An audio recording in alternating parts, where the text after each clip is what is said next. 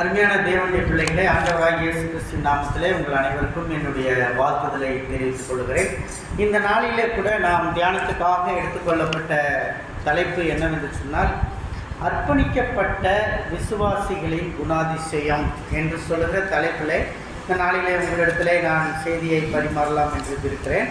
அர்ப்பணிக்கப்பட்ட விசுவாசிகளின் குணாதிசயங்கள் எப்படி இருக்கும்? அர்ப்பணிப்பு என்றால் என்ன? அர்ப்பணிப்பு என்றால் அழைப்புக்கும் அர்ப்பணிப்புக்கும் வித்தியாசங்கள் உண்டு. அழைப்பு என்பது கர்த்தர் நமக்கு கொடுப்பது அழைப்பு. கர்த்தர் நம்மை நேரடியாக பார்த்து ஊழியத்திற்கோ அல்லது நாம் வேறு மதத்திலிருந்து நம்முடைய கிறிஸ்துவ மதத்துக்கோ வருவதற்கு கொடுக்கப்படுவது தான் அழைப்பு. ஆனால் அர்ப்பணிப்பு என்பது நாம் அழைப்பை பெற்ற பிறகு நாம் கர்த்தருக்கு நம்மை ஒப்பு கொடுக்கிறதுக்கு பேர் தான் அர்ப்பணிப்பு. ஸோ அழைப்பு என்பது கடவுள் நமக்கு கொடுக்கிறது, அர்ப்பணிப்பு என்பது நாம் கடவுளுக்கு கொடுக்கிறது. அல்லேலூயா, அல்லேலூயா. நாம் கர்த்தருக்கு கொடுப்பது தான் அர்ப்பணிக்கப்பட்ட காரியம். இந்த அர்ப்பணிக்கப்பட்ட விசுவாசிகள் என்று சொன்னால் ரட்சிக்கப்பட்டு ஞானஸ்நானம் எடுத்து சபையிலே அங்கத்தினராய் மாறி எவ்வளவு போராட்டம் வந்தாலும் தன்னுடைய குணாதிசயத்தை மாற்றாதவனாக, தன்னுடைய குணங்களை மாற்ற முடியாதவனாக சரியான பாதையிலே போகக்கூடியதுதான் the character of a believer என்று நாம் ஆங்கிலத்திலே பார்க்கிறோம். த கமிட்டட் கிறிஸ்டியன் கேரக்டர் என்று நாம் பார்க்கிறோம். த கமிட்டட் கிறிஸ்டியன் கேரக்டர் என்பது, அதாவது அர்ப்பணிக்கப்பட்ட விசுவாசியின் குணாதிசயங்களை நாம் பார்க்க போகிறோம். இன்றைக்கு நீங்கள் வேத பாடத்திலே வாசித்த அதிகாரத்திலிருந்து நான் உங்களிடத்தில் நான் பேசக்கூடிய சில காரியங்கள் உண்டு. முதலாவது காரியம், அர்ப்பணிக்கப்பட்ட விசுவாசி எப்படி இருக்க வேண்டும் என்றால் விசுவாசத்தில் உறுதியாக இருக்க வேண்டும். அல்லேலூயா. விசுவாசத்தில் உறுதியாக இருக்க வேண்டும். பிலிப்பியர் 4ஆம் அதிகாரம் 1வது வசனத்தை யாராவது ஒருவர் வாசியுங்கள்.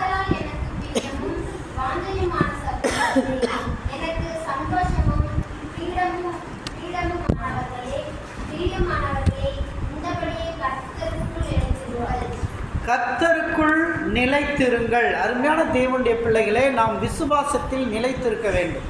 எவ்வளவு பாடுகள் வரலாம், எவ்வளவு கஷ்டங்கள் வரலாம், எவ்வளவு நிந்தைகள் வரலாம், சில நேரங்களில் போராட்டங்கள் தொடர்ச்சியாக வந்து கொண்டிருக்கும்.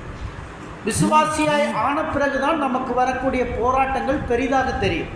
விசுவாசியாக முன்னாடி இருக்கும் பொழுது போராட்டங்கள் பெரிதாக தெரியாது, அதை டேக் இட் ஈஸியாக எடுத்துக்கொள்வோம். ஆனால் இயேசுவை ஏற்றுக்கொண்ட பிறகு போராட்டங்கள் வரும் பொழுது மற்ற மக்கள், நம்முடைய உறவினர்கள் சொல்லுவார்கள், இவர் கிறிஸ்துவத்தில் சேர்ந்ததுனால தான் இந்த போராட்டம்லாம் வருதுங்க, கிறிஸ்துவத்தில் சேர்ந்ததுனால தான் வருது, இயேசுவை பின்பற்றதுனால தான் வருது, அதுக்கு முன்னாடி நல்லா தான் இருந்தான் பாருங்கன்னுவாங்க. ஆனால் ரெண்டு போராட்டத்துக்கும் வித்தியாசம் இருக்குது. கர்த்தரை ஏற்றுக்கொள்வதற்கு முன்னாடியும் போராட்டம் வருது, கர்த்தரை ஏற்றுக்கொண்டதுக்கு பின்னாடியும் போராட்டம் வருது.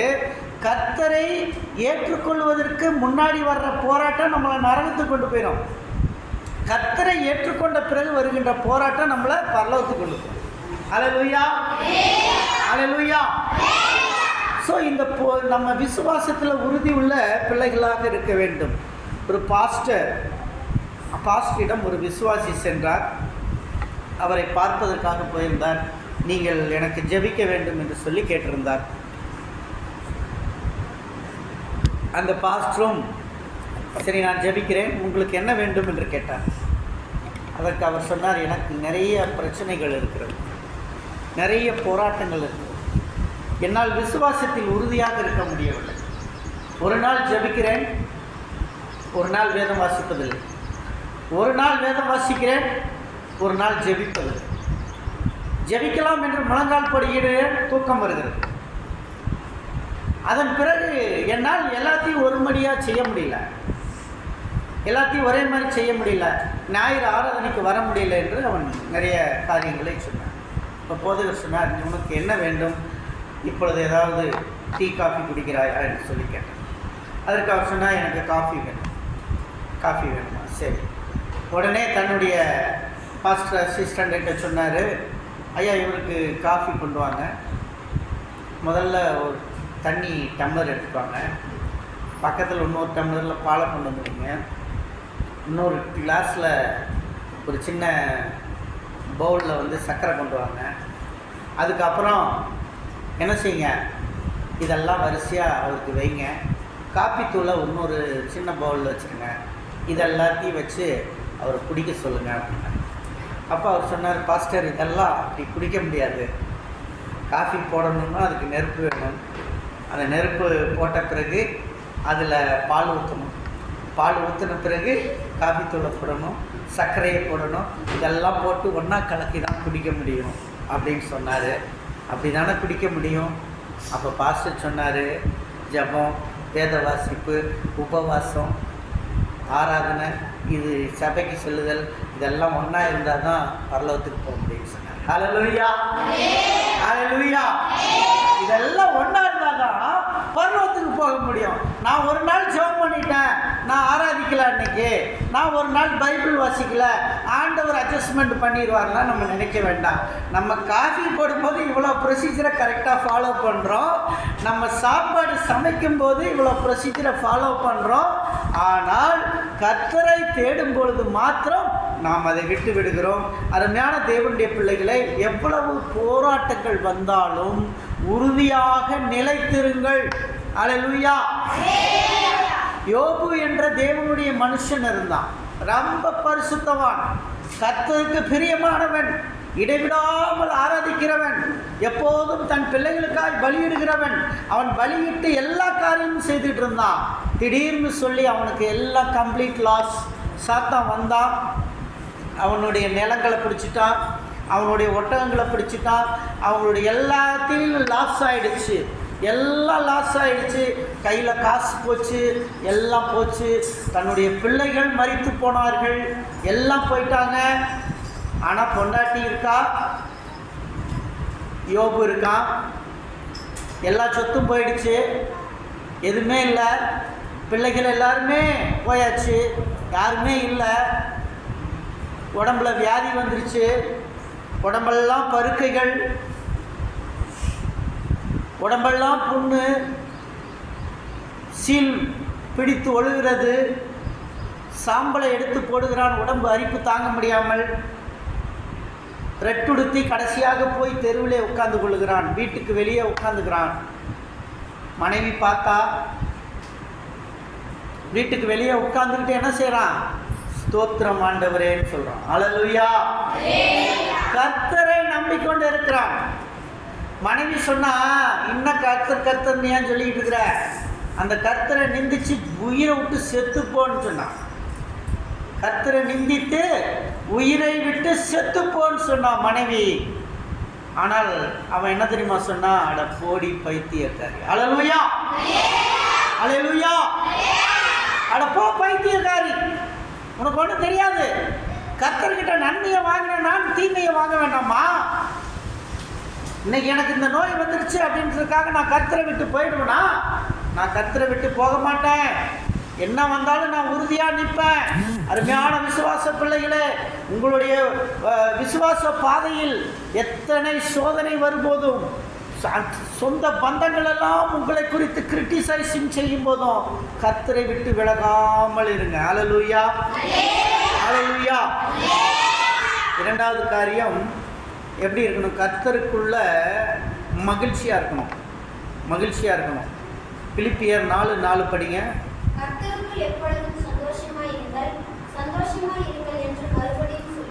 கர்த்தருக்குள்ள மகிழ்ச்சியாக இருக்கணும். நமக்குள்ள 1000 பிரச்சனைகள் இருக்கும், கர்த்தருக்குள்ள நம்ம சந்தோஷமாக இருக்கணும். we are very happy in before the Lord. கர்த்தருக்கும் நமக்கும் உள்ள உறவு சரியாக இருக்க வேண்டும். நம்மளை யார் என்ன சொன்னாலும் கவலைப்பட தேவையில்லை. நமக்கும் கடவுளுக்கும் உள்ள உறவு கரெக்டாக இருந்தால் நம்ம சந்தோஷமாக இருப்போம் கர்த்தருக்குள்ள. அல்லேலூயா. கர்த்தருக்கு நமக்கும் உள்ள உறவு சரியாக இருக்க வேண்டும். நாம் தப்பு பண்ணிக்கிட்டே இருந்தோம்னா 4 பேர் குறை சொல்லுவாங்க, அதனால நமக்கு மனசு கஷ்டமாகும். ஆனால் நம்ம தப்பு பண்ணாமல் பரிசுத்தமாக இருந்து கர்த்தருக்கும் நமக்கும் உள்ள உறவு சரியாக இருக்கும் பொழுது நம்ம யாரும் ஒன்றும் செய்ய முடியாது. அல்லேலூயா. இயேசு கிறிஸ்து அப்படி தான் இருந்தார் தன்னுடைய ஊழியத்தில். அவருடைய ஊழியத்தில் அவருக்கும் தேவனுக்கும் உள்ள உறவு எப்போதும் சரியாக வைத்திருந்தார். அவர் மகிழ்ச்சியாக இருந்தார். மக்களிடத்திலே மகிழ்ச்சியான காரியங்களை குறித்து பேசிக்கொண்டிருந்தார். எப்போதும் நல்லவைகளை செய்து கொண்டிருந்தார். If you know to do good always do good. எப்போதும் நல்லதை செய்யுங்கள் என்று தான் நாம் பணிக்கப்பட்டிருக்கிறோம். நம்ம சின்ன படங்கள் எல்லாம் பார்ப்போம். சினிமா படங்கள் எல்லாம் பார்த்தீங்கன்னா அந்த வில்லனை தப்பாகவே செய்வான், நல்லதே செய்ய மாட்டான். அவன் கடைசியில் அவனை அடித்து போட்டுருவாங்க. அவன் உயிர் அப்படியே செத்து போன மாதிரி கிடப்பான். அப்புறம் இவன் செத்துட்டான்னு சொல்லிட்டு விட்டுட்டு கதாநாயகன் போனோடனே திரும்பியும் எந்திரிச்சு வந்து பலிவாங்க பார்ப்பான். சினிமா அவ்வளவு கொடூரமாக இருக்கிறது. ஒரு கெட்டவன் அவன் சாகும்போது கூட மனம் திரும்பல, அவனுக்கு அந்த புத்தி மாறலை, அவனுக்குள்ள சந்தோஷம் இல்லை. அவன் மறுபடியும் என்ன செய்யறான், கொலை பண்ணணும் அப்படின்னு சொல்லி போகிறான். இப்படியெல்லாம் நம்ம நிறைய காரியங்களை நம்ம பார்த்து கொண்டு இருக்கிறோம். கர்த்தருக்குள் எப்போதும் சந்தோஷமாக இருங்கள் என்று மறுபடியும் நான் சொல்லுகிறேன். முதல் முறை சொன்னார், பிலிப்பிய சபையார் சந்தோஷமாக இல்லை. ரெண்டாவது முறையும் பவுல் சொல்றார், மறுபடியும் நான் சொல்கிறேன், கர்த்தருக்குள்ளே சந்தோஷமாக இருங்க. சபையில் 1000 பாடுகள் இருக்கும், விசுவாச சோதனை வரும். நமக்கு சோதனையாக யார் தெரியுங்களா? நம்ம கரெக்டாக இருக்கிறோம், நம்மளுக்கும் ஏசப்பாக்குள்ள உறவு சரியாக இருக்குது. நம்ம சொந்த பந்தம் உட்காந்து நம்மளை தேவையில்லாத பண்ணுன்னு சொல்லுது, தேவையில்லாத காரியத்தை பண்ணுன்னு சொல்லுது. நம்ம வெளியே போனோம்னா சும்மா போகாத ஒரு எலுமிச்சம்பழத்தை எடுத்துகிட்டு போவோம், ஒரு தாயத்தை கட்டிக்கோ, ஒரு எந்திரத்தை கட்டிக்கோ. நான் கரெக்டாக இருக்கேன், என்னுடைய வழியில் சரியாக இருக்கேன், எனக்கு எலுமிச்சம்பழம் தேவையில்லை, ஏசப்பா போதும். எனக்கு தாயத்து தேவையில்லை, எந்திரம் கட்ட நான் தேவையில்லை, எந்த கயிறையும் உடம்புல கட்ட தேவையில்லை, ஏசப்பா ஒருத்தர் என் கூட இருக்கார், நம்ம சரியாக இருக்கோம். ஆனால் பக்கத்தில் இருக்கிறது நம்மளுக்கு என்ன செய்யுது, அட்வைஸ் கொடுத்துக்கிட்டு இருக்கு. அல்லேலூயா, அல்லேலூயா. கர்த்தருக்குள்ள சந்தோஷமா இருங்க, கர்த்தருக்குள்ள சந்தோஷமா இருங்க. இதை பற்றியெல்லாம் கவலைப்படாதீங்க, கர்த்தர் உங்களை பார்த்துக்குவாரு. அருமையான தேவனுடைய பிள்ளைகளே, கர்த்தருக்குள்ள நீங்க சந்தோஷமா இருங்க, எப்பையும் சந்தோஷமா இருங்க. பவுல் அதுதான் சொல்றாரு, மறுபடியும் நான் சொல்லுகிறேன், கர்த்தருக்குள் சந்தோஷமா இருங்கள். Rejoice in the Lord always I tell you, rejoice in the Lord always என்று சொல்லுகிறார். நமக்குள் 1000 கஷ்டங்கள் உண்டு, 1000 உடல் பலவீனங்கள் உண்டு. பலவீனங்கள் திடீரென்று வயசாகும் பொழுது யங்ஸ்டரில் நல்லா இருக்கும், சந்தோஷமாக இருக்கும், வாலிப வயசு சந்தோஷமாக இருப்போம், உடம்புல எந்த நோயும் இருக்காது, அப்போ சந்தோஷமாக இருப்போம். 40 வயசு 50 வயசு வரும்போது எல்லா நோய்களும் நம்மை தாக்கும், திடீரென்று தாக்கும்.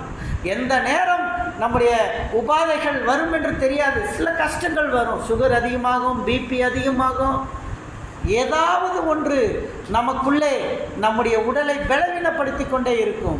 அப்பொழுது நமக்குள்ளே சோர்வுகள் வந்துவிடும். அருமையான தேவனுடைய பிள்ளையே, கர்த்தருக்குள் சந்தோஷமா இருங்க. அல்லேலூயா, அல்லேலூயா. கர்த்தருக்குள்ள சந்தோஷமா இருங்க. இதெல்லாம் வரும், மனிதனாய் பிறந்த எல்லாருக்கும் வரும்.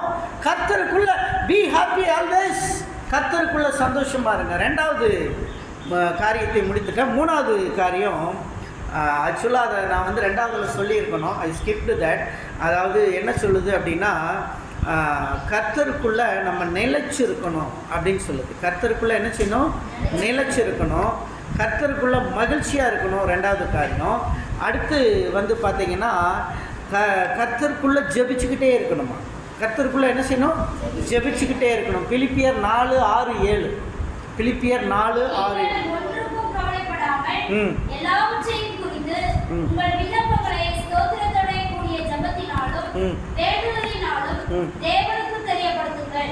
அப்பொழுது எல்லா புத்திக்கும் மேலான தேவ சமாதானம் உங்கள் இருதயங்களையும் உங்கள் சிந்தைகளையும் கிறிஸ்து இயேசுவுக்குள்ளாக காத்துக்கொள்ளும். இங்க பாருங்க, நீங்க ஒண்ணுக்கு கவலைப்படாதீங்க, எல்லாவற்றையும் வேண்டுதலோடு ஜெபத்தில் தரித்திருங்க, ஜெபத்தில் வைங்க.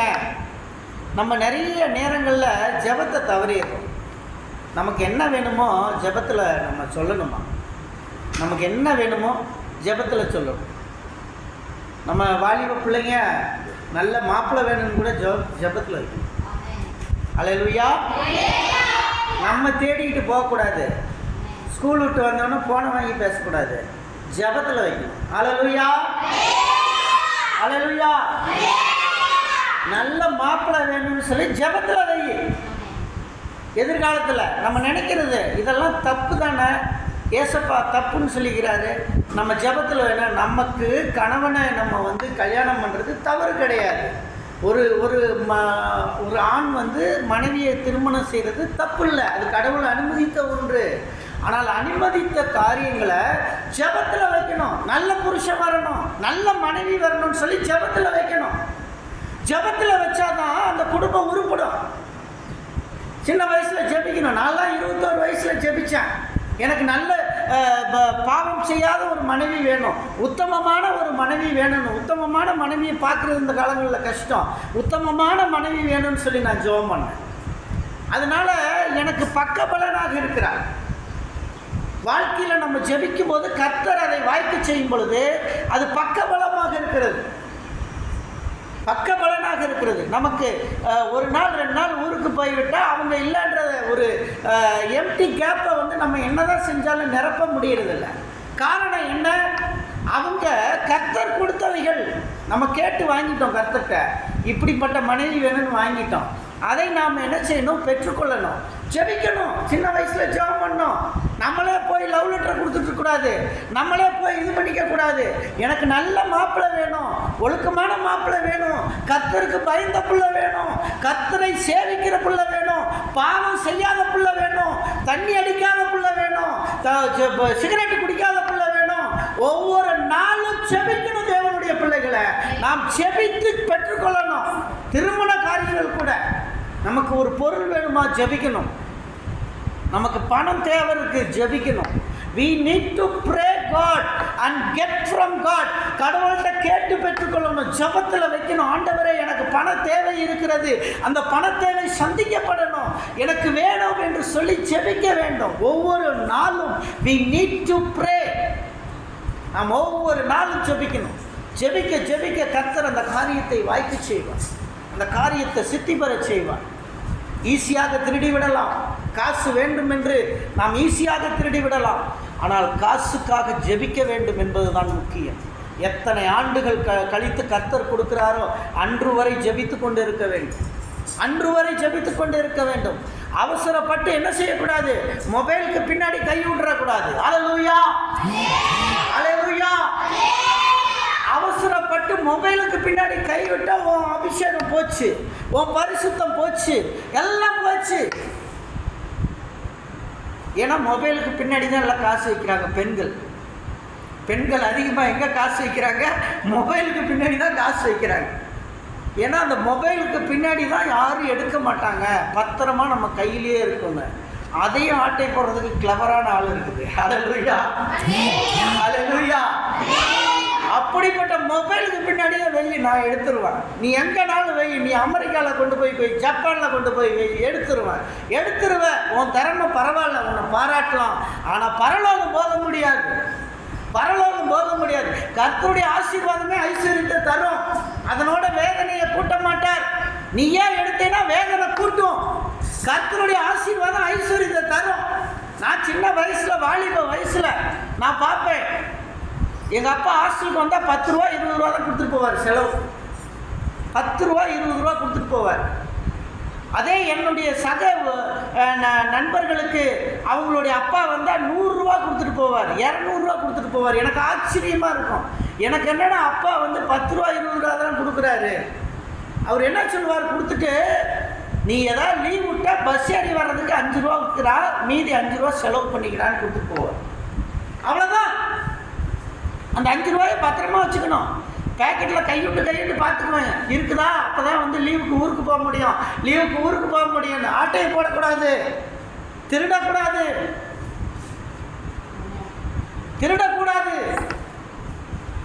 ஹாஸ்டலில் வாழ்கிறது என்னன்றது எனக்கு தெரியும். நானும் ஹாஸ்டலில் படித்து தான் வந்திருக்கேன். கஷ்டங்கள் இருக்கும். அந்த கஷ்டத்தை சகிச்சு வாழும் பொழுது கர்த்தர் பின்னாடி கொட்டி கொடுப்பார், பின்னால கொட்டி கொடுப்பார் ஆசீர்வாதத்தை. அன்னைக்கு அப்பா எனக்கு கொடுத்த 10 ரூபா எனக்கு முக்கியமாக இருந்தது. அந்த 10 ரூபாயை பத்திரப்படுத்தி பஸ் ஏறி சேலத்திலேருந்து தீவெட்டிப்பட்டி போயிடுறதுன்னா, சேலத்திலேருந்து டேனிஷ்பேட்டை போனோன்னா 5 ரூபா டிக்கெட்டு. இந்த 5 ரூபா டிக்கெட்டுக்கு அந்த காசை பத்திரப்படுத்தி வைக்கணும். அந்த 5 ரூபாயிலிருந்து 6 ரூபா ஆச்சு, 7 ரூபா ஆச்சு, 8 ரூபா ஆச்சு. இன்றைக்கி எவ்வளோ தெரியல டிக்கெட்டு. பஸ்ஸில் இன்றைக்கி போகிறதில்ல, கருத்தர் பஸ்லேயே கூட்டிகிட்டு போகிறதில்ல. டவுன் பஸ்ஸே நான் ஏறுறதில்ல, ஏறி ரொம்ப நாள் ஆச்சு. பார்த்தீங்களா, அன்னைக்கு ஒரு டவுன் பஸ்ஸுக்கு போகிறதுக்கு காசு இல்லாமல் அந்த காசை பத்திரப்படுத்தி ஏறின காலம் இருக்குது. இன்றைக்கி கடவுள் சொல்கிறார், நீ டவுன் பஸ்லேயே போகாத, நீ எங்கே போனாலும் காரில் போ. கர்த்தர் சொல்கிறாரு, நம்மளை மாற்றிடுறாரு. நம்ம எங்கே அந்த பர்ஃபெக்டாக இருந்தோம்னு வச்சுக்கோங்க, அந்த 5 ரூபாயில் நம்ம உத்தமமாக இருந்தோம்னு வச்சுக்கோங்க, நாளைக்கு பல லட்ச ரூபா நம்மளை தேடிட்டு வரும், பல லட்ச ரூபா தேடிட்டு வரும். அன்னைக்கு நம்ம இருக்கக்கூடிய உத்தமம் தான் நம்மளை உயர்த்தி கொண்டு வரும். ஸோ எப்போதும் ஜெபிக்கணுங்க. எந்த காரியத்துக்கும் ஜெபிக்கணும். பிள்ளைகளுக்காக ஜெபிக்கணும், நம்ம படிப்புக்காக ஜெபிக்கணும், மார்க் வாங்குறதுக்கு ஜெபிக்கணும். நான் பள்ளிக்கு போகும்போது வாத்தியார் அடிக்கூடாதுன்னு ஜெபம் பண்ணிட்டு போவேன். ஹல்லேலூயா. ஆண்டவரே, இன்னைக்கு இந்த மேக்ஸ் வாத்தியார் வருவார், என்னை அடிக்கவே கூடாதப்பா, என்கிட்ட எந்த கேள்வியும் கேட்கக்கூடாதுப்பான்னு ஜெபம் பண்ணிட்டு போவேன். அன்னைக்கு அந்த மேக்ஸ் வாத்தியார் என்கிட்ட கேள்வியே கேட்க மாட்டார். ஹல்லேலூயா. இப்படி ஜெபம் பண்ணிட்டு போகணும். ஜெபம் ரொம்ப முக்கியமானது. ஏனென்று சொன்னால், அப்படி ஜெபிக்கும் போது நம்முடைய வாழ்க்கையில் மாற்றங்களை தேவன் உருவாக்குறார். ஜெபத்தில் நம்ம விசுவாசத்தில் உறுதி உள்ளவர்களாக இருக்கணும். எந்த காரியமாக இருந்தாலும் நம்ம ஜெபத்தில் வைக்கணும். நமக்கு நல்ல சுடிதார் வேணும், நல்ல ட்ரெஸ்ஸு வேணும், ஜெபம் பண்ணணும், ஜெபம் பண்ணணும். நல்ல வாட்ச் வேணுமா, ஜெபம் பண்ணணும். கர்த்தர் அதை ஏற்படுத்தி கொடுப்பார். பிரேயர் தான் நமக்கு. ஜெபத்தில் வராது எல்லாமே பாவமா, விசுவாசத்தில் வராது யாவும் பாவம். வசனம் சொல்லுது, வசனம் சொல்லுது, விசுவாசத்தில் வராது யாவும் பாவம். So always prevail. நீங்கள் பாருங்கள், இயேசு கிறிஸ்துவுடைய லைஃப்பை படித்து பாருங்கள். அவர் தனித்திருந்து ஜெபிக்க போயிட்டார், தனித்திருந்து ஜெபம் பண்ண போயிட்டார். அவருடைய ஜெப நேரம் டைமு கரெக்டாக தனியாக ஒரு நேரத்தை ஒதுக்கி வச்சுருந்தார். அந்த நேரத்தில் தனியாக போய் ஜெபத்துக்கு போயிடுவார், ஜெபத்துக்கு போயிடுவார், ஜெபிச்சுட்டு வருவார். வந்து தான் ஒரு ஊழியத்தை செய்தார். இயேசு கிறிஸ்துவை போல நாமும் தனிப்பட்ட நேரத்தை ஒதுக்கி அந்த நேரத்தில் நாம் ஜெபிக்கணும். ஸோ ஒரு விசுவாசியினுடைய கேரக்டர் ஜெபிக்கிற கேரக்டர் இருக்கணும். விசுவாசி என்ன காரியத்துக்காகலாம் ஜெபிக்கலாம். நமக்காக ஜெபம் பண்ணலாம், சர்ச்சுக்காக ஜெபம் பண்ணலாம், பாஸ்டருக்காக ஜெபம் பண்ணலாம். ஏன்னா ஊழியக்காரர்கள் நாங்கள் எப்படி பண்ணுறோம், ஜெபம் பண்ணும்போது எல்லா விசுவாசியும் சொல்லி, சர்ச்சுக்கு வர்றவன் வராதவன் எல்லாரையும் சொல்லி ஜெபம் பண்ணணும், பேர் பேராக சொல்லி ஜெபம் பண்ணணும். நாங்கள் ஜெபிக்காவிட்டால் பாதுகாப்பை இழந்து விடுவார்கள். யோபுவை போல தான் பிள்ளைகள் எங்கேயாவது தப்பு பண்ணிடுவாங்கன்னு சொல்லி யோபு ஜெபம் பண்ணிக்கிட்டே இருந்தான். பலியிட்டு தன் பிள்ளைகளுக்காக சாக்ரிஃபைஸ் பண்ணி அங்கே அந்த பிள்ளைகளுக்காக பாவ நிவர்த்தி செய்து கொண்டிருந்தான்.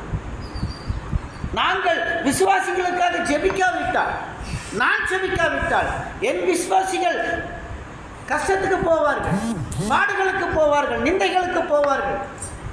அவர்கள் எல்லாம் சந்தோஷமாய் வாழுகிறார்கள் என்றால் அவர்கள் எங்களுடைய ஜெபம் இருக்க வேண்டும். அந்த ஜெபத்தில் தான் அவர்கள் மகிழ்ச்சியாக வாழ்ந்து கொண்டிருக்கிறார்கள். நீங்களும் ஜெபிக்கும் பொழுது உங்களுக்கும் அந்த மகிழ்ச்சி இரட்டிப்பாக கிடைக்கும். we need to pray well. நல்ல ஹஸ்பண்டுக்காக ஜெபம் பண்ணணும்னு சொல்லிட்டேன், நல்ல ஒய்ஃபுக்காக ஜெபம் பண்ணணும்னு சொல்லிட்டேன், நல்ல ஃபேமிலிக்காக ஜெபம், நல்ல பிள்ளைகள் கிடைக்கணும்னு ஜெபம் பண்ணு. ஜெபம் பண்ணும்போது நல்ல பிள்ளைகள் கிடைக்கணும்னு ஜெபம் பண்ணேன். நான் அன்றைக்கி ஐ ஆம் ப்ரேயிங் ஃபார் மை சன். என்னுடைய பிள்ளைகள் நல்ல பிள்ளைகளாக வரணும்னு ஜெபம் பண்ணேன், நல்ல பிள்ளைகளை கற்றுக் கொடுக்கணும்னு ஜெபம் பண்ணேன். ஹாஸ்டலில் இருக்க பிள்ளைங்க நல்ல பிள்ளைகளாக வரணும்னு ஜெபம் பண்ணேன். வேதத்தில் ஒரு வசனம் இருக்குது, நான் நல்ல பிள்ளையாக இருந்தேன், நல்ல செடியாக நீ வளருவேன்னு சொல்லி. நான் உனக்கு நட்டு எரு போட்டேன், ஆனால் நீ ஆகாத காட்டுக்கழுதியாய் போனது என்ன? வேறு வசனம் இருக்குது, ஆகாத காட்டுக்கழுதியாக ஏன் போனேன்? நான் நல்லா தானே தண்ணி ஊற்றினேன், நான் நல்லா தானே செடி நட்டேன், நான் நல்லா தானே உரம் போட்டேன், நான் எல்லாம் பண்ணினேன், ஆனால் நீ வளர்ந்து ஆகாத காட்டுக்கழுதியாக ஏன் போயிட்ட? இப்படி தான் கர்த்தர் கேட்குறார். பிள்ளைகள் ஜெபத்தில் வைங்க. ஜெபம் முக்கியம். குறுக்கு வழியில் எதை அடைஞ்சிடாதீங்க. எதை அடையினா இருந்தாலும் கஷ்டப்படுங்க, உழைங்க, பாடுபடுங்க.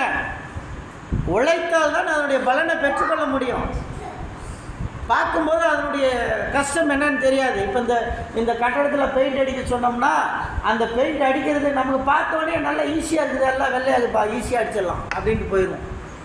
ஒரு நாள் ப்ரெஷ் எடுத்துகிட்டு நீ அடிச்சுப்பார், அப்போ தெரியும் உன் கை எவ்வளோ வலிக்குது, உன் உடம்பு எவ்வளோ வலிக்குது. ஸோ அந்த வேலைகளில் கஷ்டங்கள் உண்டு, அந்த வேலைகளில் பாடுகள் உண்டு. இன்றைக்கி ஆண்டி இருக்காங்க, ஹாஸ்டல் பார்த்துட்டு இருக்காங்க. நான் தூரத்தில் இருந்து ஒரு பார்வையில் ஆண்டி என்ன ஜாலியாக இருக்காங்க அப்படின்னு நான் நினச்சிட்டா, நான் போய் உட்காந்து பார்த்தா தான் தெரியும், ஆண்டியுடைய கஷ்டம் புரியும். ஏன்னா நான் அடிமட்டத்திலேருந்து வந்ததுனால எனக்கு தெரியும், ஆண்டியை புரிஞ்சுக்குவேன். ஏன்னா காந்தாக்காவுக்கு தெரியும், அடிமட்டத்தில் ஆரம்ப ஹாஸ்டலில் நானே எல்லாம் பார்த்து எல்லாம் பண்ணிகிட்டு இருந்த காலங்கள் இருக்குது. அன்றைக்கி நான் அந்த பிள்ளைகளுக்கு சமைச்சு கொடுத்துருக்கேன், குளிக்க வச்சுருக்கேன், அவங்கள ரெடி பண்ணி பள்ளிக்கு அனுப்பியிருக்கேன். அதனால் அந்த கஷ்டம் என்னன்னு எனக்கு தெரியும். அந்த பேக்ரவுண்டில் பார்க்குறவங்களுக்கு ஒன்றும் தெரியாது, அவங்க என்ன ஜாலியாக இருக்காங்க அப்படின்னு நினைப்போம். ஆனால் அவங்க இடத்துல இருந்து பார்த்தா தான் அந்த கஷ்டங்கள் புரியும். ஒரு வேலையை பார்க்குறோம், ஒரு பெயிண்டராக இருக்கட்டும், ஒரு கார்பெண்டராக இருக்கட்டும், வேறு எந்த வேலையாக இருக்கட்டும், அந்த வேலையை பார்க்கும்போது ரொம்ப சிம்பிள் மாதிரி தான் நமக்கு தெரியும். ஆனால் நாம் ஒரு தாட்டி ப்ரெஷ் எடுத்து அடித்து பார்த்தா தான் நம்ம கை வலிக்கும் போது தெரியும், இவ்வளோ கஷ்டமாக இருக்கா. அது உடம்பெல்லாம் பெயிண்ட் ஆகுது, ட்ரெஸ் எல்லாம் இதாகுது. வீட்டுக்கார அம்மா வீட்டுக்கு போனோன்னே என்ன ட்ரெஸ் எல்லாம் இப்படி பெயிண்டோடு வந்துருக்குற, பெயிண்ட் அடிக்கிறவங்க மேலே பெயிண்ட் விழுகாமல் இருக்காது, உடம்புல பெயிண்ட் விழுந்துட்டு தான் இருக்கும். ஆனாலும் அவன் அதை தன்னை சுத்தம் செய்து கொண்டு போய்கொண்டிருக்கிறான், தன்னை க்ளீன் செய்து போய்கொண்டிருக்கிறான். இன்றைக்கி இந்த உலகத்தில் நம்ம பார்க்குறோம், ஜெபம் ரொம்ப அவசியங்க. Without prayer you can't live this world. Without prayer your childrens cannot grow. Without prayer உன் பிள்ளைங்க வளர மாட்டாங்க. ஜெபம் அவசியம். முழங்கால் போடணும், ஜெபிக்கணும், ஒவ்வொரு நாளும் ஜெபிக்கணும். உயர்வுக்காக ஜெபி, நான் உயர்ந்து வர வேண்டும் என்று ஜெபி. நான் முழங்கால் போடுவேன் என்னுடைய ஹாஸ்டலில் 9லேருந்து 10 மணி வரைக்கும். போய் எங்கள் கேம்பஸ்குள்ளே ஒரு சேப்பல் இருக்கும், அந்த சேப்பலில் முழங்கால் போட்டு, எஸ்ஸப்பா நான் உயர்ந்து வரேன், நான் வாழ்க்கையில் உயரணும், you bless me, you bless me அப்படின்னு கேட்பேன். நான் என்னென்ன கேட்டேன்னா அதெல்லாம் கொடுத்துட்டாரு. அல்லேலூயா, அல்லேலூயா. என் நாமத்தினாலே எவைகளை கேட்பீர்களோ அவைகளை நான் உங்களுக்கு தர்றேன். ஏசப்பா நாமத்தில் எதை கேட்குறீங்களோ அதெல்லாம் உங்களுக்கு தருவார்.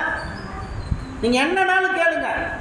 நல்ல நெக்லஸ் வேணும், நல்ல பணம் வேணும், நல்ல தோடு வேணும், நல்ல செயின் வேணும், நல்ல வாட்ச் வேணும், நல்ல ட்ரெஸ் வேணும், கேளுங்க, கர்த்தர் உங்களுக்கு தருவார். ஆனால் குறுக்கு வழியில் அடையணும்னு நினைக்காதீங்க, ஜெபத்தில் பெற்றுக்கொள்ளுங்கள். ஆகவே இந்த வசனத்தில் என்ன சொல்லுச்சு, 4, 6, 7 என்ன சொல்லுச்சு? 6, 7 மறுபடியும் படிங்க. நீங்கள் ஒன்றுக்கும் கவலைப்படாமல் எல்லாவற்றையும் குறித்து உங்கள் விண்ணப்பங்களை ஸ்தோத்திரத்தோட கூடிய ஜெபத்தினாலும் வேண்டுதலினாலும் தேவனுக்கு தெரியப்படுத்துங்கள். அப்பொழுது எல்லா புத்திக்கும் மேலாக தேவ சமாதானம் உங்கள் இருதயங்களையும் உங்கள் சிந்தைகளையும் கிறிஸ்து இயேசுவுக்குள்ளாக காத்துக்கொள்ளும். அல்லேலூயா, அல்லேலூயா. பார்த்துங்க, அன்னைக்கு நான் படித்த காலத்தில் ஒரு வாட்ச் வாங்கி கொடுக்க எங்கள் அப்பாவுக்கு கஷ்டம், அம்மாவுக்கு கஷ்டம். ஒரு வாட்சுக்கு ஆசைப்பட்டேன், இந்த வாட்ச் வாங்கி கொடுக்க முடியல அப்பானால, அம்மானால. அம்மா சொன்னாங்க, 6வது படிக்கும்போது நான் போய் கேட்டேன், அப்பா எல்லா பசங்களும் வாட்ச் கட்டியிருக்காங்க, எனக்கு ஒரு வாட்ச் வேணும். அம்மா சொன்னாங்க, இந்த வருஷம் நீ படித்து பாஸ் பண்ண, நான் 7வது போனால் வாங்கி தரேன். சரின்னு 7வது பாஸ் பண்ணேன். அப்புறம் நீ 8வது போனீங்கன்னா வாங்கி தந்துடுறேன். சரின்னு 8வது பாஸ் பண்ணிடுச்சு. அடுத்து அம்மா வந்து 9வது போனால் வாங்கி தரேன். இப்படியே எங்கள் அம்மா வந்து 10வது வரைக்கும் ஓடிட்டாங்க. நானும் படிச்சுட்டே இருக்கேன். 10வது பாஸ் பண்ணால் வாங்கி தரேன்னாங்க. 10வது பாஸ் பண்ணோன்னா ஒரு எலக்ட்ரானிக் வாட்ச், ஒரு டயல் வாட்ச் எலக்ட்ரானிக் வாங்கிக்கலாம். அப்போல்லாம் எலக்ட்ரானிக் வாட்ச் தான். அந்த வாட்ச் வாங்கினா ரொம்ப சந்தோஷம், ஹாப்பி. அது ஒரு 2 மாதத்தில் டபக்குன்னு கலந்து போச்சு. உடனே அம்மா திட்டினாங்க, உனக்கு எது கொடுத்தாலும் நிற்காது.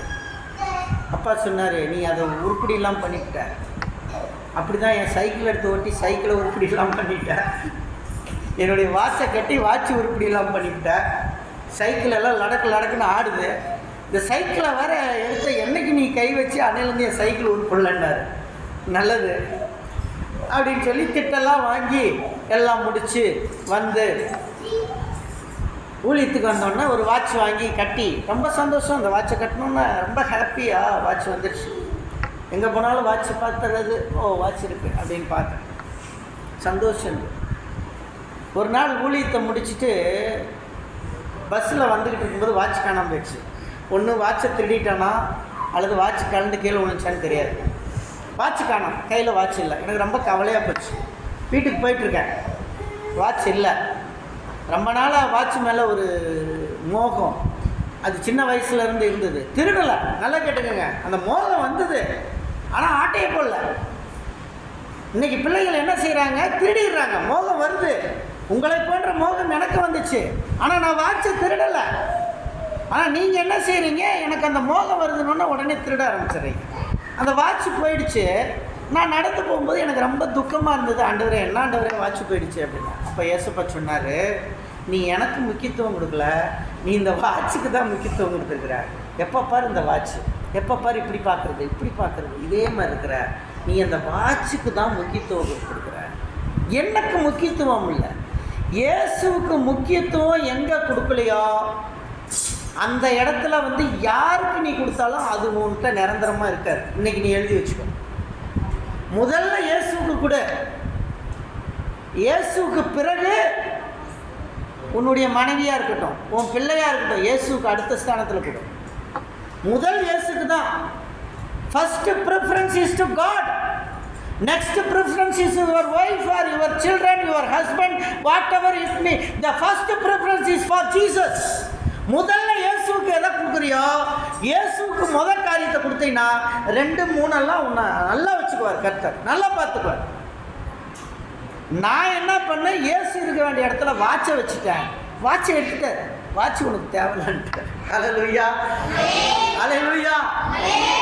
அப்போ வாட்ச் போயிடுச்சு. ஆண்டவர் இப்படி பேசிட்டாரு. அதுக்கப்புறம் வந்துட்டேன். இன்றைக்கி நிறையா வாட்ச் என்கிட்ட இருக்கு. கர்த்தர் கிருபையில் நிறையா watch I have, lot of watches I have. இன்றைக்கி நிறையா வாட்ச் இருக்குது.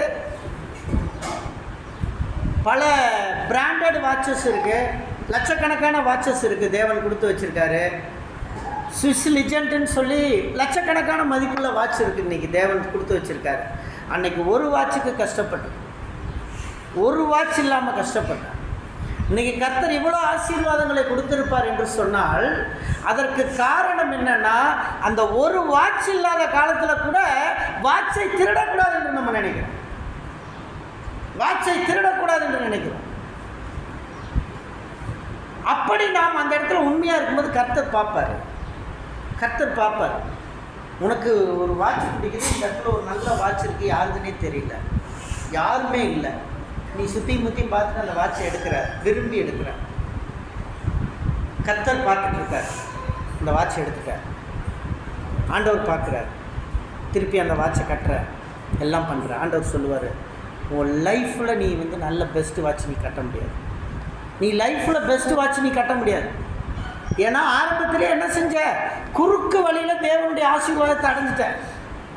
அதுக்கப்புறம் உங்கள் லைஃப்பில் அது வராது. The blessing cannot come towards your life. அதான் நான் சொல்கிறேன். சிறு வயதில் இந்த ஆசைகள் இருக்கும். இது ஒரு உதாரணத்தை நான் சொல்கிறேன். திட்டாமல் இல்லை. அப்பா சைக்கிளுக்காக திட்டினார். இன்றைக்கி எத்தனை சைக்கிள் வேணும் என்னால் வாங்கி தர முடியும்? ஒரு சைக்கிளுக்கு கஷ்டப்பட்டுடும். இங்கே கர்த்தர் எந்த வண்டி வேணும் எடுத்துக்கிட்டு போகலாம். வீட்டில் எந்த பைக் வேணுமோ எடுத்துக்கலாம், எந்த வண்டி வேணாலும் எடுத்துக்கலாம். ஸோ இதை ஏன் கொடுக்குறாரு? இருக்கும்போது நம்ம உண்மையாக இருக்கணும், ஜெபத்தில் இருக்கணும். அதை நாம் சரியாக செய்யும்போது கர்த்தருடைய ஆசீர்வாதம் நம்மளை தேடி வந்து கொண்டே இருக்கிறது. இதை நம்ம தெரிந்து கொள்ளணும். பார்த்திங்கன்னா டைட்ரிக் ஹெப்பர் அப்படின்னு ஒருத்தர் இருந்தார். அவர் கர்த்தருக்குள்ள உறுதியான ஒரு மனுஷன். அவருக்கு ஊழியத்துக்கு தான் போகணுன்னு ஆசை. ஆனால் ஊழியத்துக்கு அழைப்பு இல்லாமல் போகக்கூடாது. மெயினாக நம்ம ஊழியத்துக்கு போகலாம். ஊழியத்துக்கு போகும்போது அழைப்பு இல்லாமல் போகக்கூடாது. கர்த்தருடைய அழைப்பு இருக்கணும். God has called you. If you called you, he will guide you. என்னையெல்லாம் அப்படி தான் ஊழியத்துக்கு அழைச்சார். என்னை அழைச்சதுக்கப்புறம் நான் ஊழியத்துக்கு ஒப்பு கொடுத்தேன். வேதாகம கல்லூரியில் படிச்சுட்டு வந்ததுக்கப்புறம் ஓய்வில்லாத ஊழியங்கள் இருந்துக்கிட்டே இருந்தது. அடுத்தடுத்த கட்டங்கள் ஊழியத்தில் ஆண்டவர் நகர்த்திக்கிட்டே இருந்தார். ஏன்னா அவர் அழைத்த அழைப்பு அப்படி. கர்த்தர் அழைப்பை நமக்கு நேரடியாக கொடுக்கணும் ஊழியத்தில். இந்த டைட்ரிக் ஹெப்பருக்கும் அப்படி தான் நேரடியான அழைப்பை கர்த்தர் கொடுத்தாரு. அந்த காலத்தில் ஹிட்லருடைய ஆட்சி நடந்துக்கிட்டு இருக்கு. ஹிட்லர் என்பவன் ஒரு கொடூரமான மனுஷன். 60 லட்சம் யூதர்களை ஒரே நேரத்தில் கொன்று அவங்க மேலே ரோலர் மிஷினை விட்டு அடித்து கொன்னவன் யூதர்களை. அவ்வளவு கொடூரமான ஒரு மனுஷன் ஹிட்லர். அந்த ஹிட்லருடைய ஆட்சியில் இந்த ஹெப்பர் என்ன பண்ணார் அப்படின்னா இயேசுவின் சுவிசேஷத்தை சொன்னார். ஹிட்லர் நாஸ்திகன், கடவுள் இல்லை என்று சொல்லி வாதாடுகிறவன், கடவுளை பற்றி பேசினால் கொல்லுவான். அப்படிப்பட்ட ஒரு கொடூரமான மனுஷன் காலத்தில் இவர் தைரியமாக ஆண்டவரை பற்றி சொன்னார். தைரியமாக he proclaimed the gospel very boldly. ரொம்ப தைரியமாக சொல்ல ஆரம்பித்தார். அவர் தைரியமாக சொன்னார். கடைசியாக 1945 அவரை பிடிச்சு அவரை சிறைச்சேதம் பண்ணி கொண்டுட்டாங்க. ஹெப்பர் கொல்லப்பட்டார். ஆனால் ஹெப்பர் வாழ்ந்த பொழுது இயேசுவே ஒருவரே தெய்வம் என்று சொல்லிவிட்டு போனார். அல்லேலூயா, அல்லேலூயா. ஆகவே விசுவாசிகளுடைய கேரக்டர் ஜெபம் பண்ணக்கூடிய கேரக்டராக இருக்கணும். எப்பயும் ஜெபம் பண்ணுங்க, பிள்ளைகளுக்காக ஜெபம் பண்ணுங்க. ராத்திரியில் குழந்தைகள் தூங்கும்போது அவர்கள் மீது கை வைத்து ஜெபியுங்கள். You shall pray for them when they are sleeping in night time. இந்த சின்ன பிள்ளைங்கள்லாம் இருக்கும்போது அவங்கள எடுத்து நான் மடியில் வைக்கும்போது தூங்கிடுவாங்க. தூங்கும்போது அவங்க மேலே கை வச்சு ஜெபம் பண்ணுவேன். ஆண்டவரே, இந்த பிள்ளைகளெல்லாம் வருங்காலத்தில் பெரிய பிள்ளைகளாக வரட்டும், ஒழுக்கமான பிள்ளைகளாக வரட்டும் அப்படின்னு ஜெபம் பண்ணுவேன். அந்த ஜெபம் என்னைக்குனாலும் கேட்கப்படும், விசுவாசிக்கிறேன். அல்லேலூயா. அப்போ அந்த ஜெபம் என்றனாலும் கேட்கப்படும். நாம் ஜெபித்த ஜெபம் ஒன்றும் மாறாது. கர்த்தர் அந்த ஜெபத்தை கேட்பார். ஒரு பேபி ரொம்ப எலும்புந்தோளுமா பாவண்டா அப்படின்னு வந்தது ஒரு பேபி. அந்த பேபி எடுத்து வச்சுட்டு நான் டெய்லி ஜெபம் பண்ணுவேன். ஆண்டவரே, இது கருப்பாக இருக்குது, இது கலராக வரட்டும், இது சிகப்பாக வரட்டும், இது சிகப்பாக வரட்டும், இது இன்னைக்கு நேற்றுன்னு மூச்சு வாங்கிட்டு இருக்குது. ஆண்டவரே, இது உயிர் போகக்கூடாதுன்னு ஜெபம் பண்ண அது கருப்பாக இருந்தது சிகப்பாக மாறிடுச்சு. இன்றைக்கி பேசுகிற வாய் நம்மளால் அடக்க முடியல. அல்லேலூயா, அல்லேலூயா. கர்த்தர் இப்படி நம்மளை ஜெபிக்கும்போது இவைகளை எல்லாம் வாய்க்க செய்கிறார். கர்த்தர் எப்படியெல்லாம் நாம் செய்ய வேண்டுமோ ஜெபத்தில் அதை கேட்குறார். அடுத்தது பாருங்கள், எல்லாத்துலேயும் மனரம்மியமாக இருக்கணுங்க. 4ஆம் அதிகாரம் 11-12 வசனம். 4 பிலிப்பியர் 4:11-12 வாசி.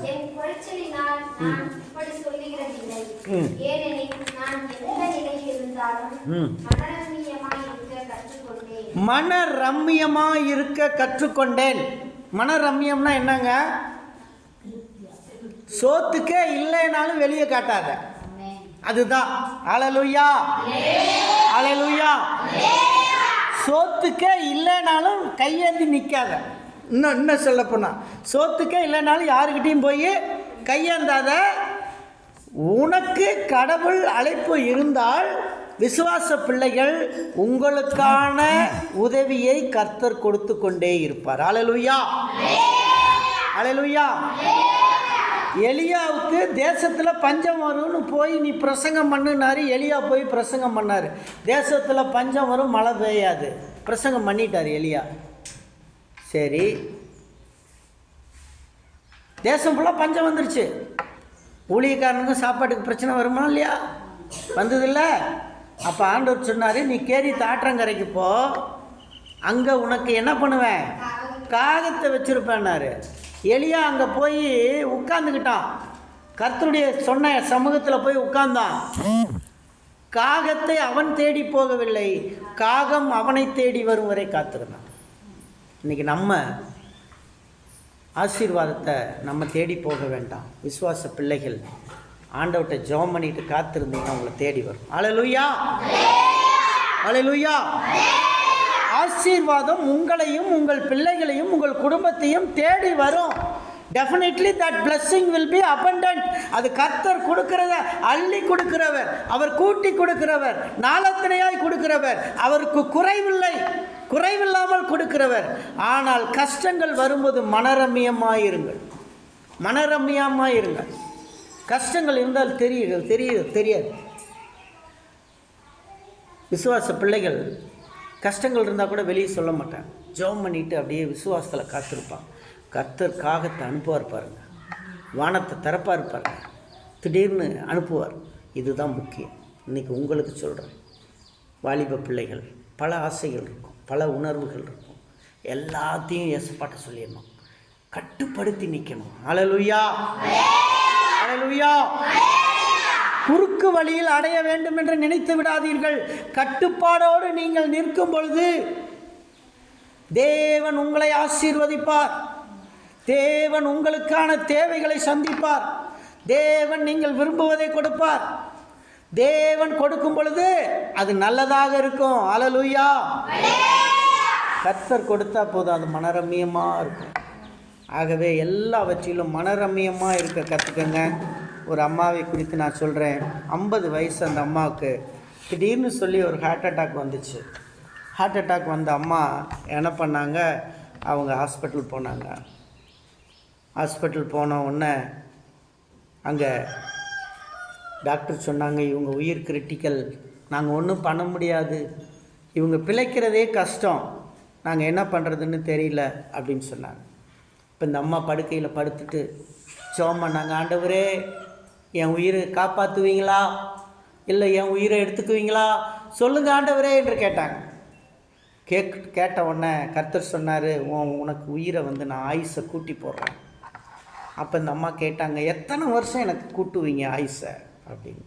அதுக்கு அந்த அம்மா சொன்னாங்க, 38 வருஷம் 6 மாதம் 6 நாள் உன்னுடைய ஆயுசை கூட்டுறேன்னு சொன்னார் கர்த்தர். என்ன சொன்னார்? 38 வருஷம் 6 மாதம் 6 நாளைக்கு உன் ஆயுசை கூட்டிடுறேன் அப்படின்னாரு. இந்த அம்மாவுக்கு ஒரே சந்தோஷமாயிருச்சு. டாக்டர் ஆப்ரேஷனை முடித்தார், ஆப்ரேஷன் சக்ஸஸ் ஆயிடுச்சு. அந்த அம்மா எந்திரிச்சிட்டாங்க, நடந்து வந்தாங்க, சந்தோஷமாக இருந்தாங்க. அந்த அம்மா பார்த்தாங்க, இன்னும் எத்தனை வருஷம் இருக்குது? 38 வருஷம். உடனே என்ன பண்ணாங்க, காஸ்மெட்டிக் டாக்டரை கூப்பிட்டாங்க. டாக்டர், என் முகம் சுருங்கி இருக்குது, இதெல்லாம் சரி பண்ணி கொடுங்க. இந்த மூக்கு கொஞ்சம் கோணையாக இருக்குது, நேராக பண்ணி கொடுங்க. இந்த தோலெல்லாம் கரெக்ட் பண்ணி கொடுங்க, நல்லா கலராக்கி கொடுங்க என்று காஸ்மெட்டிக் சர்ஜன்கிட்ட கேட்டாங்க. அந்த பிளாஸ்டிக் சர்ஜன் அழகாக அதை சர்ஜரி பண்ணி முகத்தை எல்லாம் நல்லா பண்ணிட்டார், அழகாக்கிட்டார் முகத்தை. மூக்கை கோணையாக இருந்த மூக்கை நேராக்கிட்டார், எல்லாம் பண்ணியாச்சு. இந்த அம்மா அப்படியே சந்தோஷமாக நடந்து போகிறாங்க. இளமையாக தெரிகிறாங்க. 50 வயசு, ஆனால் இளமையாக தெரிகிறாங்க. எல்லா வாலிப பசங்கள்லாம் பார்க்குறாங்க. இவங்களுக்கு ரொம்ப சந்தோஷமாகி போச்சா, வாலிப பையன்லாம் என்னை பார்க்குறான், பரவாயில்ல, உண்மையாகவே நான் ரொம்ப அழகாக இருக்கேன், ரொம்ப ஹாப்பியாக போயிட்டுருக்காங்க. திடீர்னு ஒரு நாள் ஒரு லாரி அவங்கள ஓங்கி அடிச்சிருச்சு. அடித்து அடியில் தூக்கி போட்டோன்னு படக்குன்னு இறந்து போயிட்டாங்க. உடனே இறந்துட்டாங்க. அந்த அம்மா போகிறாங்க. இறந்தால் எங்கே போவோம்? சொர்க்கத்துக்கு போவோம். சொர்க்கத்துக்கு போவோம். சொர்க்கத்துக்கு போகிறாங்க. அங்கே போனோடனே கடவுள்கிட்ட கேட்குறாங்க, ஆண்டவரே எனக்கு 38 வருஷம் 6 மாதம் 6 நாள் கொடுத்தீங்களேப்பா, ஏன்ப்பா என்ன அதுக்குள்ளே தூக்கிட்டீங்க அப்படின்னு சொல்லி கர்த்தர்கிட்ட கேட்குறாங்க. அப்போ கர்த்தர் சொன்னார், ஓ நீ தானா அது, எனக்கு அடையாளம் தெரியாமல் போயிடுச்சுப்பா, எனக்கு அடையாளம் தெரியாமல் போயிடுச்சுப்பா அப்படின்னு சொன்னாங்களாம். பார்த்துக்கங்க, கர்த்தர் ஆயுசை கூட்டி போடுவார், கர்த்தர் எல்லாத்தையும் கூட்டி போடுவார், நம்ம எக்ஸ்ட்ரா கூட்டிக்க வேண்டாம். அல்லேலூயா, அல்லேலூயா. தேவனுடைய பிள்ளைகள் எச்சரிக்கை உள்ளவர்களாக இருக்க வேண்டும். தேவனுடைய பிள்ளைகளை எல்லாவற்றிலும் உங்களுடைய பலன் பெருக வேண்டும், நான் ரெட்டிப்பாக பெருக வேண்டும் என்று நீங்கள் எதிர்பார்க்க வேண்டும். பிலிப்பியர் 15-17 படிங்க. 4 15-17 15-17 4ஆம் அதிகாரம். வாசிங்க. மேலும் பிலிப்பியரே, ம். சுவிசேஷத்தின் ஆரம்பத்தில் நான் மக்கெதோனியாவில் இருந்து ம். புறப்பட்டபோது ம் கொடுக்கல் வாங்கல் காரியத்தில் நீங்கள் மாத்திரம் எனக்கு உடன்பட்டதே அல்லாமல் ம். வேறொரு சபையில் உடன்படவில்லை என்று நீங்கள் அறிந்திருந்தீர்கள். ஆமாம். நான் தெசலோனிக்கேயில் இருந்தபோதும் ம் என் குறைச்சலை நீக்கும்படி நீங்கள் இரண்டொரு தரம் அனுப்பினீர்கள். உபகாரத்தை நான் நாடாமல் உங்கள் கணக்குக்கு பலன் பெருகும்படியே நாடுகிறேன். உங்கள் கணக்குக்கு பலன் பெருகும்படி நாடுகிறேன். இன்னைக்கு நம்ம என்ன செய்யணும்? படிப்பில் நம்முடைய பலனை பெருக்கணும். நம்ம செய்கிற வேலைகளில் நம்ம சம்பாதிக்கிறதுல பலனை பெருக்கணும். ஸோ நம்முடைய பலன் பெருகணும்னா கர்த்தரை சார்ந்து இருக்கணும். யாரை சார்ந்திருக்கணும்? கர்த்தரை சார்ந்திருந்தால் தான் நம்முடைய அர்ப்பணிக்கப்பட்ட ஒரு விசுவாசியினுடைய குணாதிசயம். முதலாவது காரியம் விசுவாசத்தின் உறுதி, கர்த்தருக்குள் நிலைத்திருக்க வேண்டும். அப்புறம் கர்த்தருக்குள் மகிழ்ச்சியாக இருக்க வேண்டும், எப்போதும் ஜெபிக்கிறவராக இருக்க வேண்டும், நற்சிந்தையோடு இருக்க வேண்டும். பிலிப்பியர் 4:8 படி நல்ல சிந்தனையோடு இருக்க வேண்டும். கடைசியாக சகோதரரே, ம். உண்மையுள்ளவைகள் எவைகளோ, ம். ஒழுக்கமுள்ளவைகள் எவைகளோ, உண்மையுள்ளவைகள் எவைகளோ, ஒழுக்கமுள்ளவைகள் எவைகளோ, நீதி உள்ளவைகள் எவைகளோ, நீதி உள்ளவைகள் எவைகளோ, கற்பு உள்ளவைகள் எவைகளோ, அன்பு உள்ளவைகள் எவைகளோ, நற்கீர்த்தி உள்ளவைகள் எவைகளோ, நற்கீர்த்தி உள்ளவைகள் எவைகளோ, புண்ணியம் எதுவோ, புகழ் எதுவோ, புகழ் எதுவோ, அவைகளையே சிந்தித்து கொண்டிருங்கள். அல்லேலூயா. உங்களுடைய சிந்தனை எப்படி இருக்க வேண்டும்? தேவனுடைய பிள்ளைகளை, வாலிப பிள்ளைகள் எல்லாரும் சொல்லுங்க, எப்படி இருக்கணும்? ஒன்று படிமா. முதல் காரியம் என்ன? உண்மையாக இருக்க வேண்டும். 2 என்ன இருக்கணும்? ஒழுக்கமாக இருக்க வேண்டும். 3 நீதியாக இருக்க வேண்டும். என்னது? கற்பு ரொம்ப முக்கியம். வாலிப பிள்ளைங்க, பசங்க, கற்பு முக்கியம். ஆண்களுக்கும் கற்பு இருக்குது, பெண்களுக்கும் கற்பு இருக்குது. கற்பு ரொம்ப முக்கியம். கற்பை பாதுகாப்பாக வச்சுக்கணும். அடுத்து அன்போடு இருக்கணும். முரட்டு குணத்தை காட்டக்கூடாது, அன்பு குணம் இருக்கணும். அடுத்து நல்லதை செய்யணும். நற்கீர்த்தினா என்னது? 4 பேருக்கு உதவி செய்யணும், நல்லதை பண்ணணும். அடுத்தவங்க காசு தூக்கிடக்கூடாது, அது கெடுதி. அந்த கெடுதல் காரியத்தை பண்ணாதீங்க. அடுத்து புண்ணியத்தை தேடு. எது புண்ணியம்? என்னம்மா சிஸ்டர்? புண்ணியம்னா என்ன? உதவி செஞ்சால் புண்ணியம் கிடைக்கும். நம்ம முன்னோர்கள் சொல்லியிருக்கிறாங்க, 4 பேருக்கு நல்லது செய்யடா புண்ணியம் கிடைக்கும், ஒரு ஏழை வந்தால் உதவி செய்யடா புண்ணியம் கிடைக்கும். அது மாதிரி உதவி செஞ்சால் என்ன வரும்? புண்ணியம் கிடைக்கும். ஜெமிமா, உதவி செஞ்சால் புண்ணியம் கிடைக்கும், புண்ணெல்லாம் வராது. அல்லேலூயா, அல்லேலூயா. உதவி செஞ்சால் புண்ணியம் கிடைக்கும். சொல்லுங்கள். அடுத்தது புகழ் எதுவோ. யாரும் நம்மளை புகழ்கிறாங்க? நல்லது செஞ்சால் தானே புகழ்வாங்க. திருடினா நம்மளை திருடின்னு தான் சொல்லுவாங்க. நம்ம நல்லது பண்ணோம்னா நல்லதுன்னு சொல்லுவாங்க. நம்ம அன்பாக இருந்தால் அன்பான பிள்ளைன்னு சொல்லுவாங்க, குட் கேர்ள்னு சொல்லுவாங்க. இல்லைன்னா நம்மளை பேட் பாய்ன்னு தானே சொல்லுவாங்க. அப்போ இதைத்தான் செஞ்சிட்ருக்கணும். இந்த இதை மார்க் பண்ணி வச்சுக்கணும். பைபிளில் நம்பர் 1, நம்பர் 2 இன்றைக்கி எழுதி வச்சுக்கணும். எத்தனை பேர் எழுதி வைக்கிறீங்க? இன்றைக்கி எழுதி வைக்கணும். வாலிப பிள்ளைங்க, நான் திடீர்னு கேட்பேன், என்னென்ன கேரக்டரை நீ மாற்றிருக்கேன்னு. இதை டெய்லி படிக்கணும். நீ டெய்லி என்ன செய்யணும்? படிக்கணும். ஜெமிமாட்டை வந்து கேட்பேன், அடுத்த வாரம் இந்த வசனத்தை கரெக்டாக சொல்லணும், இதுக்கு அர்த்தம் சொல்லணும். சரியா? அடுத்த வாரம் நான் கேட்பேன், இதுக்கான அர்த்தத்தை சொல்லணும். இதை தான் சிந்திக்கணும். உங்கள் சிந்தனை எதை பற்றி இருக்கணும்? வாலிப பிள்ளைங்க, எதை பற்றி? மொபைலுக்கு அடியில் காசு இருக்கா இல்லையா அப்படின்ற சிந்தனை இருக்கணுமா? இப்போ இந்த காரியங்கள் தான் இருக்கணும். சரியா? இதுதான் அன்பாக நான் சொல்கிறேன், கர்த்தர் சொல்கிறத சொல்கிறேன். நம்முடைய விசுவாசிகளுக்கு இப்படிப்பட்ட கேரக்டர் நமக்கு எப்போதும் இருக்கணும். தேவன் தாமே உங்களை ஆசீர்வதிப்பாராக. நம்ம எல்லாரும் ஜெபிப்போம். Shall we all pray? Rise, stand. நம்ம எல்லாரும் எழுந்து நின்று ஜெபிப்போம். இந்த பிலிப்பியர் வசனத்தில் விசுவாசிகள் எப்படி இருக்க வேண்டும் என்று போதித்த இந்த வசனங்களுக்காக நாம் ஜெபிப்போம். அன்பின் கர்த்தாவே உம்மை துதிக்கிறோம், உம்மை சோத்தரிக்கிறோம். தொடர்ந்து ஆசீர்வதியும் அப்பா. இந்த வசனங்களை எல்லாம் ஆசீர்வதியும். பிள்ளைகள் ஒழுக்கமாய் நடக்கட்டும் அப்பா. உம்முடைய சமூகத்திலே நடக்கட்டும். தொடர்ந்து ஆசீர்வதியும், பலப்படுத்தும், இவர்களை பாதுகாத்துக் கொள்ளும். நசரேயனாகிய இயேசு கிறிஸ்துவின் நாமத்தில் வேண்டிக் கொள்ளுகிறேன் பரமபிதாவே. என் ஆத்துமாவே கர்த்தரை ஸ்தோத்திரி.